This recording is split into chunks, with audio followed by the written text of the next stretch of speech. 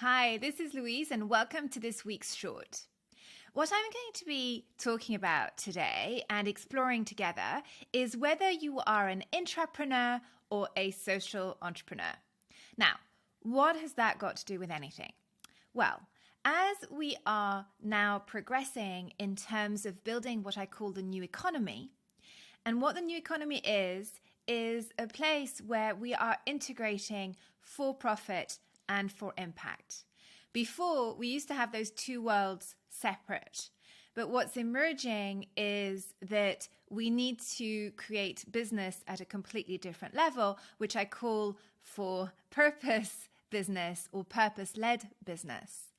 And what that means is we can't have on the one side, okay, I'm going to make money and not look at the consequences of what I'm doing and its impact on the society that I'm creating. And on the other piece, what we do is we have a lot of NGOs, charities looking at, I'm going to make the world a better place, but ultimately they're not focused on making any money and they have little access to resources, or it's a constant struggle to access resources. So it's this idea and this dichotomy of, I'm a bit flippant about this, which is, hey, I can make cash, and it's a bit extreme, right? I can make cash and screw the world, or I can actually have a positive impact, but then we have no resources and no money. So what we've got to get to in terms of this new economy, and it's already emerging, is an integration of the two. We can actually make cash and we can look at the products and the businesses that we're creating to make sure it really does support the kind of world that we want to live in going forward.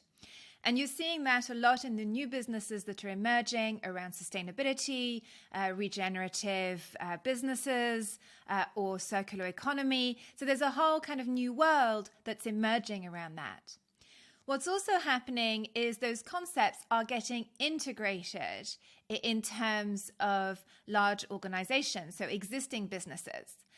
And we're not just talking about the sustainability piece, we're talking about social justice and ultimately how we treat each other as human beings, and also how we build our businesses so that we are starting to take into consideration the inequalities that are being created worldwide through the way that we've been doing business up until now. So how does this relate to this whole piece around intrapreneurs or social entrepreneurs? Well, as we emerge and are building this new economy, we have new careers that are getting built also, that are emerging, that we are creating.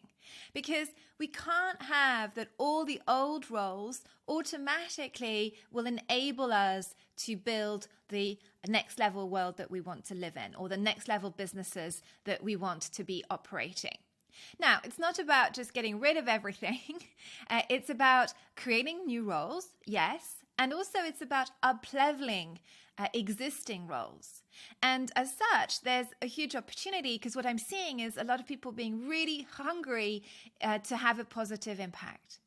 And so the idea of intrapreneurs and social entrepreneurs. So social entrepreneurs are ultimately the entrepreneurs of the past, but we add the word social in the sense that they are not just entrepreneurs. They really are doing startups and starting up businesses that are having a positive impact as well. So they are purpose-led and are having a positive impact. So that's the social entrepreneurs. And yes, of course, initially they start as startups, and then over time they scale and they'll stabilize as they grow into bigger businesses. But that's the world of social entrepreneurs and social enterprises. And then intrapreneurs are the people who are in usually existing organizations, often quite large organizations, and who are trying to make a positive impact from within. Now, how it actually emerged, that whole concept of intrapreneurship, was through having businesses really literally embedded, and it was originally at Accenture, embedded within the existing business, but serving, in that instance, differently in terms of making available services, making the services available to organizations and people who previously would not have been able to afford it. So in that instance, that's how it was created. But how it's evolved over time is that we're using that concept to talk about people who are embedded in organizations, in existing organizations, and they want to be creating the new product lines. They want to start to be doing business differently.